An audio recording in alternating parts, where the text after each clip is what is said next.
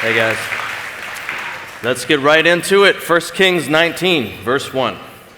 Now, Ahab, really bad king, scary dude, told Jezebel, also a real piece of work, everything Elijah had done and how he had killed all the prophets with the sword.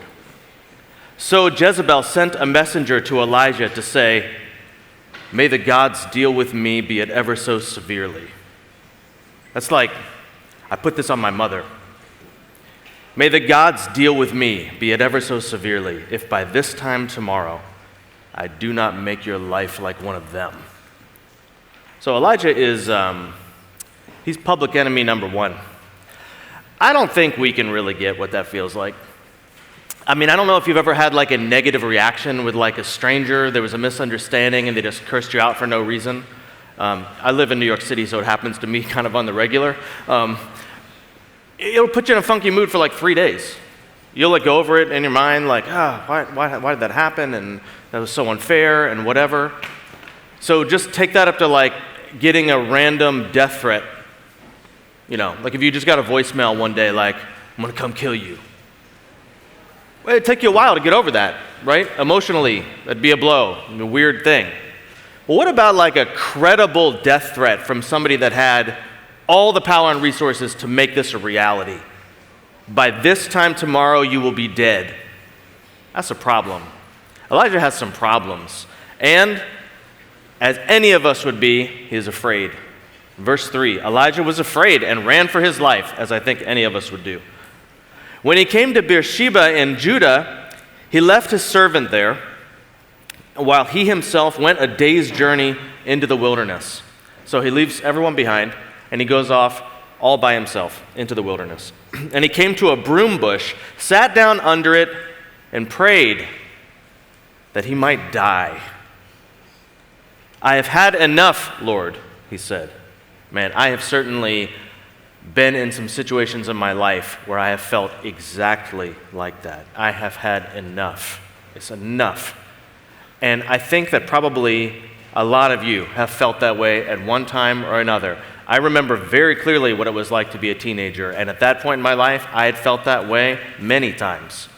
And if you haven't, you probably will at some point. And there's a strong possibility in a room this size that there's some of you here feeling that way right now. I've had enough, Lord.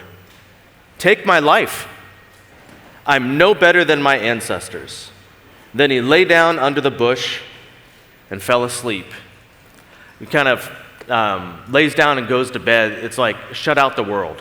You know, it's like draw the curtains, pull the blanket over your head, go to sleep and just pretend like none of it's there. And I don't know about you, but I have definitely been there before. He's in a bad way right now. Elijah, he's got problems and he has a problem. You know, he has problems. Like people are out to get him. He doesn't have any friends. He feels like he's all alone. There's famine in the land. He doesn't have food. He doesn't have water out here. His life is very difficult. There's almost no comfort to it. He's got problems, and he has a problem. He's feeling very low. He's feeling very sad, depressed, and it's starting to tip even into despair. And the line between sadness and depression into despair is something like this. It's when you cross that line of, it's not worth it. You know, it's one thing to feel really sad, and it's even worse to feel depressed. This sadness that won't go away, that kind of colors everything.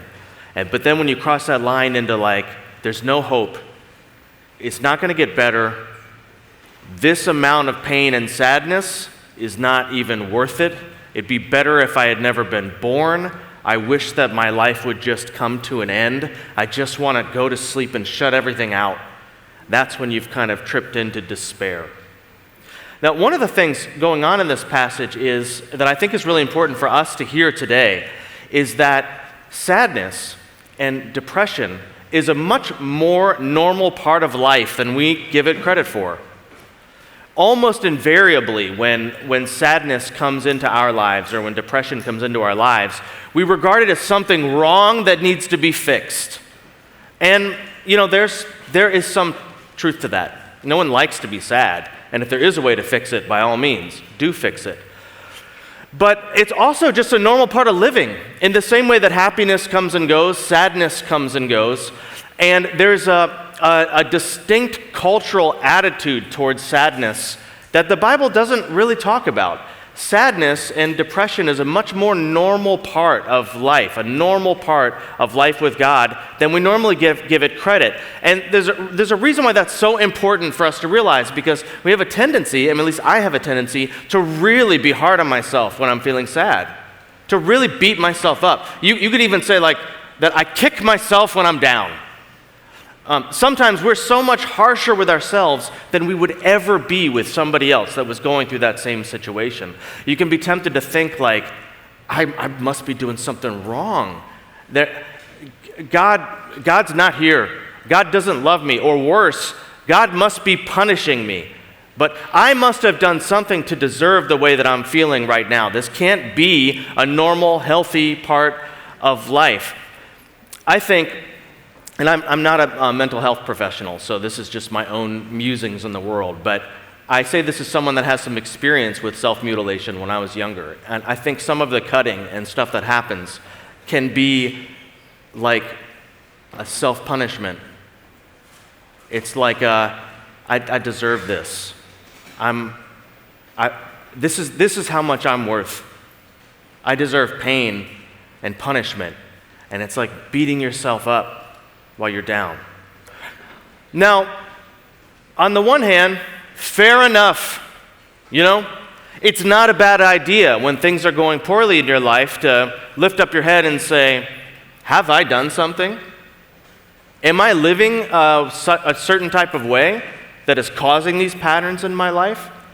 Have I made some mistakes that have real consequences that now I got to deal with? And I say that as someone who has done some boneheaded things in my life and paid the price for it. And you know what? Fair enough. It could be. There could be hard things happening because of choices that you've made, bad things that you've done. But that is only the tiniest little part about why people suffer or why people are sad. Another reason why people suffer, and this is one of the hardest ones to deal with emotionally, is there's just a certain aspect of reality that is random isn't the right word, but it's unexplainable. That sometimes life just cuts you off at the knees for reasons that we can't know.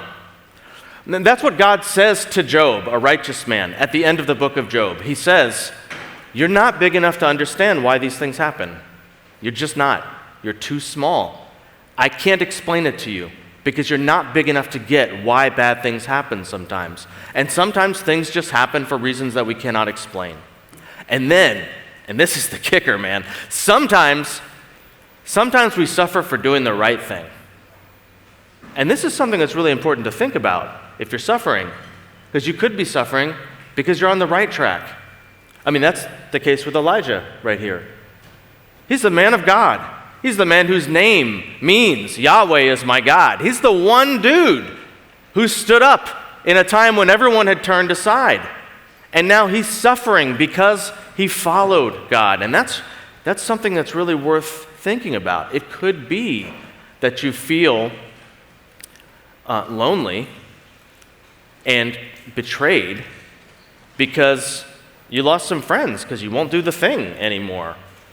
Or it could be that you feel judged because you took a stand and you said something that you felt like you were supposed to say, and people turned their back on you and fair weather friends left you hanging.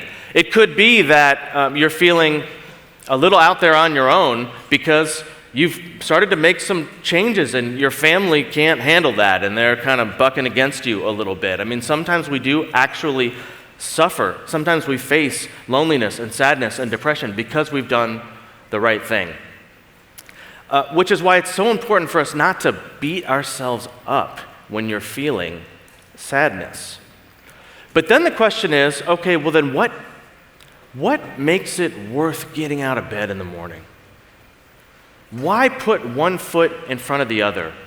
When it trips over that line into despair, where you start to feel like it's not worth it, it's never going to get better, I'm no better, than anybody that came before me? What gives you the energy to take another step? And this is where I think there's something in this passage that I want to try to explain, and I don't even really know if I can pull it off because it's very complicated. But I'm going to give it a shot because it's really important for us to get.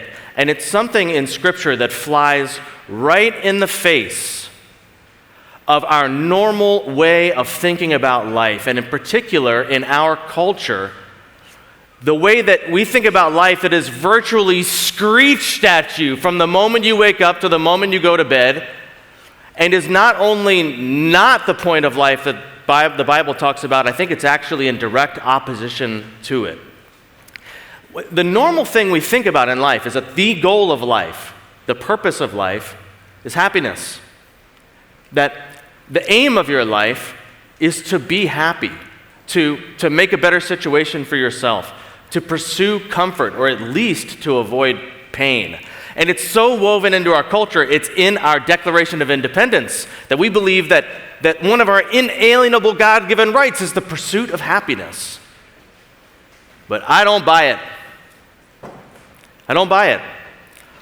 And the reason I don't buy it is I don't think it works. I mean, first off, it backfires. If you ever meet someone who has made personal happiness their driving force in life, they're often the most miserable people you ever meet. You know, if you ever hear someone say, "I'm just not happy," like, well, you're not going to be happy because that's what you're focused on. When you focus on happiness, it's like a mirage that keeps dissolving the closer you get to it. It's like the harder you grip onto that sand, the more it dribbles out of your hands. It doesn't work. And also, if that's your goal, if that's your purpose, to be happy, which is something we say, I just want you to be happy. Whatever makes you happy, so long as it makes you happy. But if that's your goal, where does that leave you when you're sad? Because if it's not here now, it's coming. Now, what I'm about to say right now is not a popular way of talking about faith and life and Christianity. You know, maybe the more popular way would be to try to sell you something, like, place your faith in Jesus and he's going to make everything work out for you. But you really can't read the Bible and come to that conclusion at all. Turns out, there's something so much better than everything working out for you. And I'm going to try to get into what that is this morning. But if everything working out for you, or me being happy is your goal, where does that leave you when life happens? And I'm telling you, friends, I don't want to lie to you. It's going to happen. It is going to happen. Where does that leave you at a funeral? Where does that leave you when you get a scary diagnosis? And maybe it won't happen until you're 60 or 70, but it's going to happen. And maybe you're a little too young to really imagine this at this point, but when you have kids and one of your kids is really sick, where does the pursuit of happiness leave you in that moment? When you make happiness your pursuit, when hard things happen, when the inevitable suffering of life happens, your entire world crumbles down. And if your thought is that I follow God and God takes care of me, and what that means is that He makes everything work out the way that I want it to, and I know this from personal experience because I've been through some terrible things, your whole idea of God crumbles when life doesn't go that way. You feel like he left you hanging. You feel like the promises He made aren't true, but it's only because you misunderstood the promises that He made. And that the pursuit of happiness does not justify a life in this world. It doesn't make it worth it. There's actually something better and bigger and truer, and it's something that Elijah discovers in this passage, and it's something that we need to discover too. So Elijah's out here, he's all alone, and the first thing that God does is make sure that Elijah knows that he's not alone. He sends an angel to him. He says, "I've had enough, Lord, take my life," and he lays down and goes to sleep. All at once, an angel touched him and said, "Get up and eat." He looked around, and there by his head was some bread baked over hot coals and a jar of water. He ate and drank, and then he lay down and went to sleep again. And then this happens again. The angel of the Lord comes back a second time and touches him and says, "Get up and eat, for the journey is too much to you." Now, there's a lot of stuff in this passage about mental health that I wish I had time to go into. Don't underestimate the value of get up and eat. Like when you're feeling sad, when you're feeling depressed, there is a huge value in making yourself get up. Like, you don't feel like getting up. You want to sleep till 1 in the afternoon, but making yourself get up because you know that it's good for you. Making yourself exercise. You don't want to exercise, but you know that if I exercise, I'm going to get those endorphins going, and it's going to help a little bit, and so you make yourself exercise. Making yourself eat healthy food. You don't feel like eating, but it's not about what you feel like eating. You make yourself do what you know is good for yourself, and there is a lot to be said for that. There's a lot to be said for taking care of you the way that you would take care of somebody that you loved. Instead of kicking yourself when you're down, actually caring for yourself. And if you have a friend that's really going through it, that's really sad, that's been depressed for a long time, I can't tell you what a difference it can make for you to just be like, dude, let's go do something. Let's go get a bite. I'm coming over to your house, we're gonna go out. It doesn't fix all the problems in the world, but I'm telling you it does something. There's a lot to be said for that. And there's a lot to be said for knowing that you are not alone.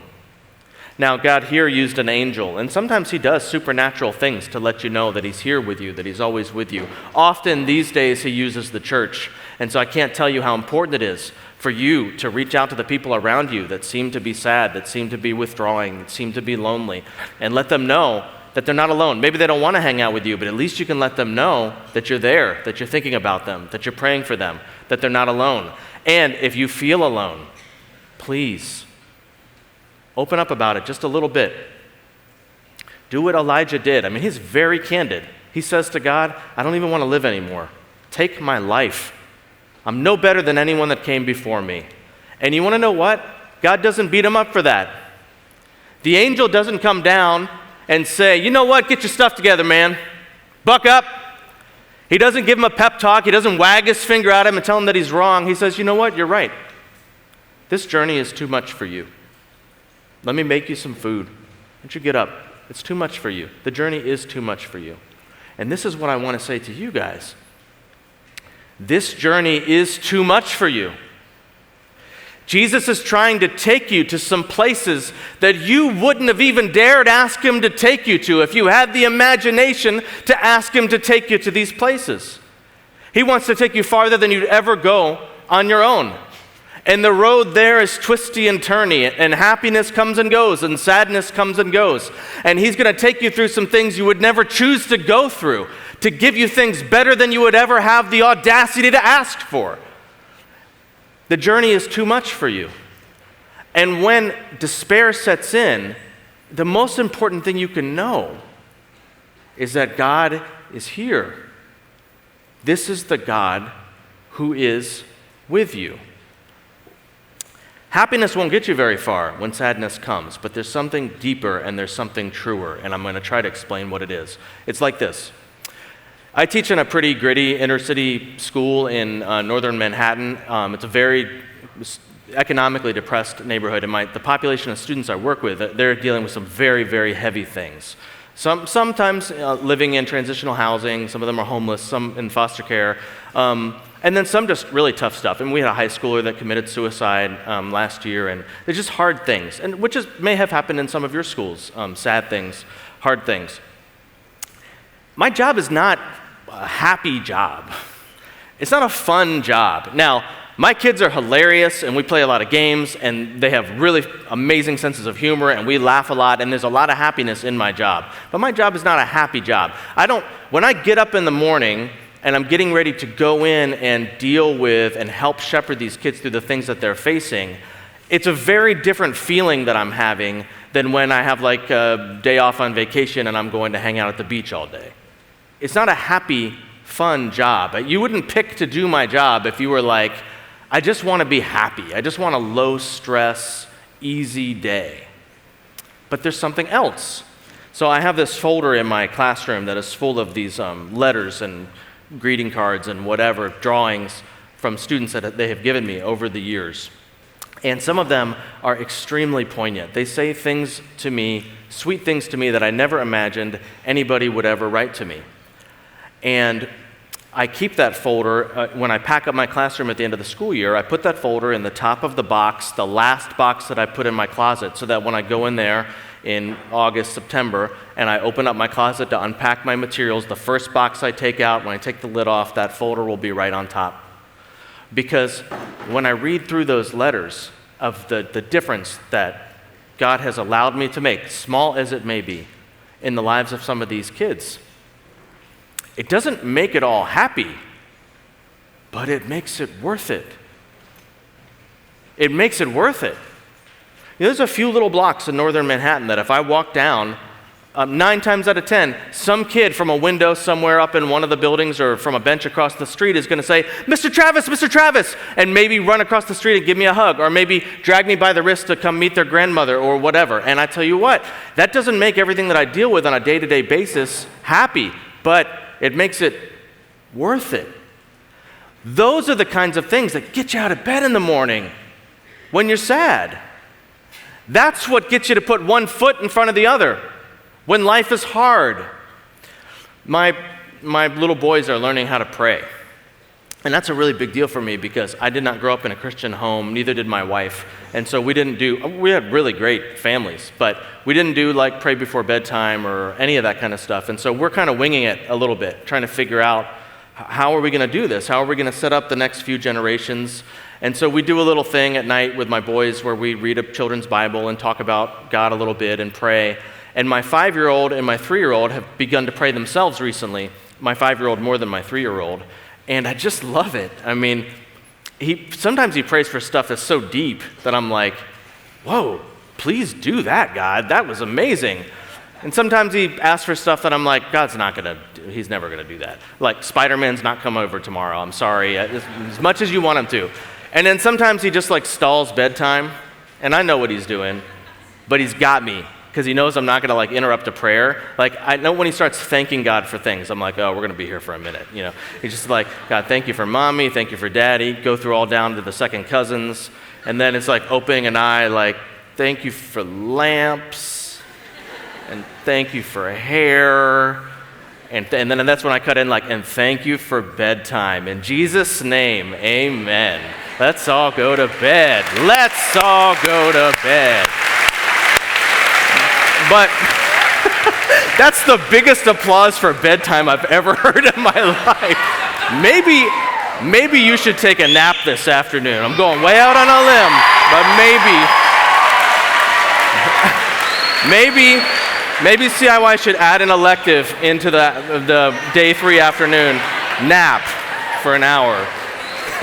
I'll go talk to them about that.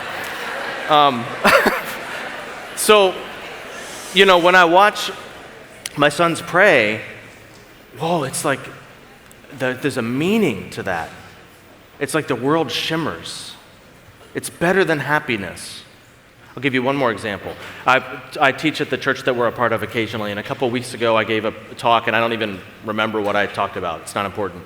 But God did something in this young woman's life, and she wanted to talk to me afterwards, and I could tell right away there's something going on. There was like, the tears were like right underneath. She's right there.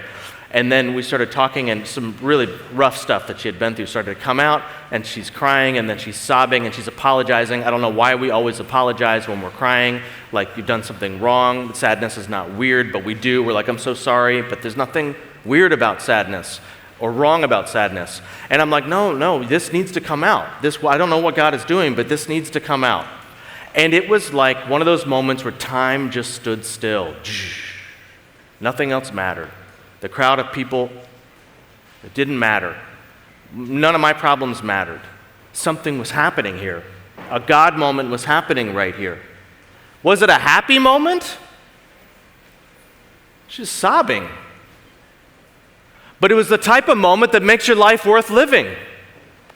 It was the type of moment that justifies the hardship of living. It was the type of moment that made me say, I don't care what I have to go through to be a part of this. There's something so much better than everything working out the way you think you want it to work out. There's something so much better than happiness. And the word the Bible uses for it is joy. And it's a very hard thing to get. In the same way that despair is different from depression, joy is different from happiness. Joy is a very weird thing. You can experience joy while you're sad. It's a very weird thing, and it's so much better than happiness. Happiness comes and goes, and look, don't be jaded about happiness. I love happiness.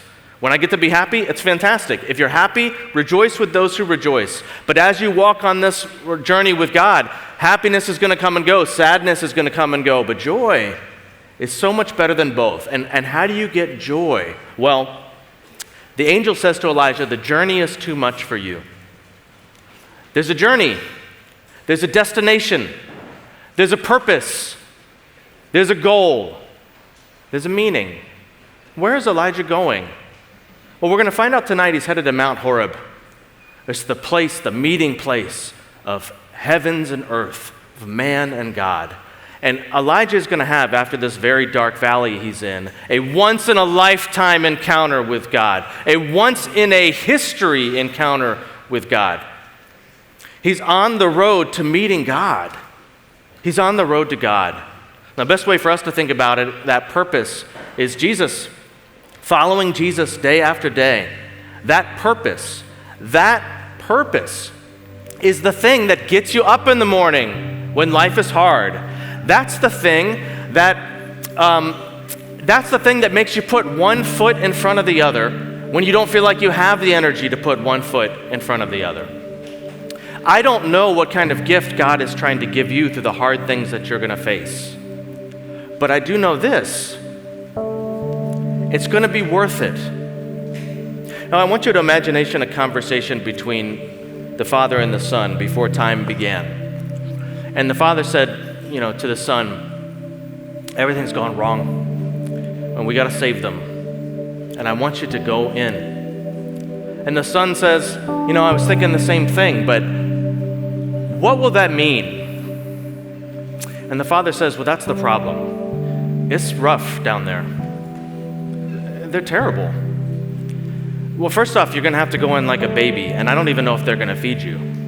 And you're going to fall and skin your knees and get calluses on your hands, and you're going to go through all the stuff that they go through, and hard words from scary people. And also, son, you're going to be a little bit weird. You're going to really be into the Bible when a lot of people aren't, and the religious authorities are going to be like perplexed by the questions that you ask, and they're not going to like what you say. They're going to feel their hearts beat a little bit faster at the things that you say because they're going to know that it's true, but it's also going to challenge things that they're not ready to let go of. And some of them, they're going to hate you. They're going to twist what you say. And even though I need you to never do anything wrong ever, and always forgive even the tiniest slight, they're going to hate you so much that they're going to kill you. And your death will not be quick. And you can imagine the Son of God, this is time immemorial, before time even existed, and he ponders this for a long moment that to us might be like 1,000 years, and says to his Father, to what end would we do this? And the Father lights up and says, so you can have a whole bunch of little brothers and sisters. And Jesus says, sign me up.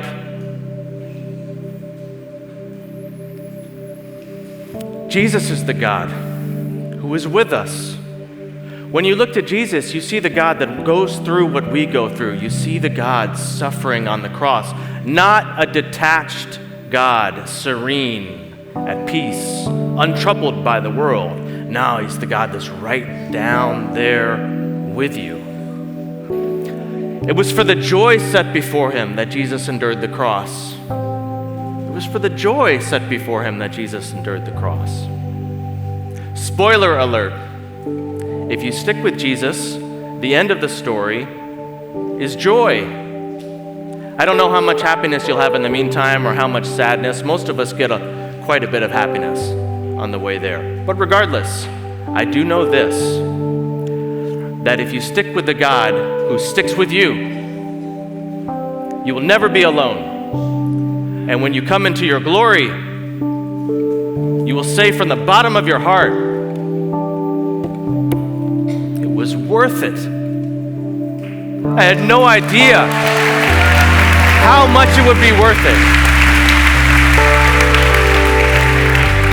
God, I pray that whatever anybody within the sound of my voice is facing,